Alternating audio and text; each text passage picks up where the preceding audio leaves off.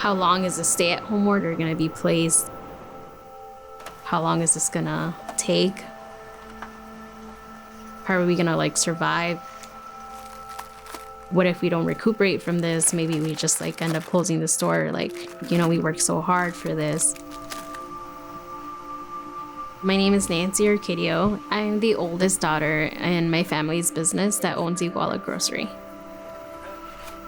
That little corner store was always like known by everybody in the neighborhood.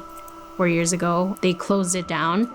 But for my dad, it's always been like his dream. That store, it would be great if I had a chance to rent it. I would bring so many products that I know this neighborhood looks for.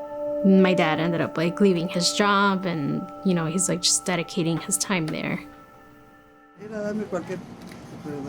Primary customers, I would say, are the Hispanic community. My dad does like dedicate himself to bring in like stuff from Mexico. We're kind of known like to have like those Hispanic items that you wouldn't think you would find here. Before the virus, we were doing steady, I would say. We have a school like right next to us. Parents would drop off their kids. They would, do their morning shopping if they had to stop by for a few things. And then when they would come and pick up their kids, same thing, pick up stuff that they needed for like their meals.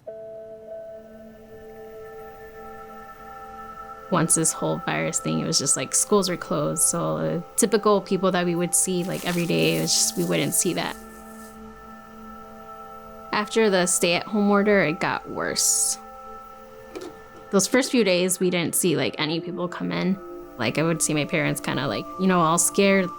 No venía la gente. She says that the store was like pretty much empty. Nobody would come in. ¿Sí te preocupaba? How worried were you at that time when the business was going very slow? Sí, porque pues de ahí nos vamos teniendo. She was very worried. So like just seeing like that drastic sales drop, and they were thinking about how they were maintaining bills to pay and rent. People were going crazy over toilet paper. My dad was like, hey, is there anything that we can do to kind of like say, hey, we're open. We have like these essential things. Hello, Facebook friends. My family owns a little grocery store in Logan Square.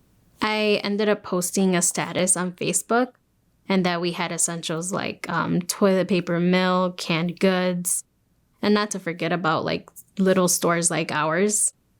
And then next thing you know, it's like 4K shares. And I was like, oh my God, like, I didn't know it was gonna go that. Like, so many people share it. I'm so glad you posted. And my dad was like, oh my God, I've never seen so many people in like a day.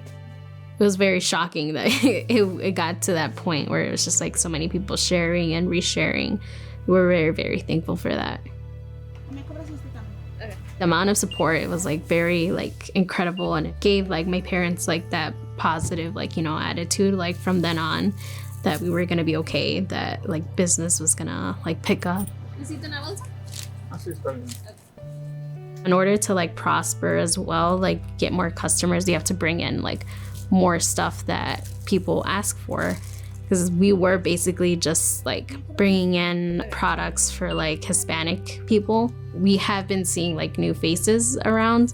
So it's just like, now we're bringing in like tofu, vegetarian items, stuff like that people ask for. Right now, I see that the store is doing like very good. I do see us like prospering and getting more clientele like after the virus ends. Shopping at small businesses, like it's not just gonna be like a one-time thing. I feel like people are just gonna keep doing that and just seeing that what they did like during a crisis like really helped, and that being positive and doing what they can to help everybody out.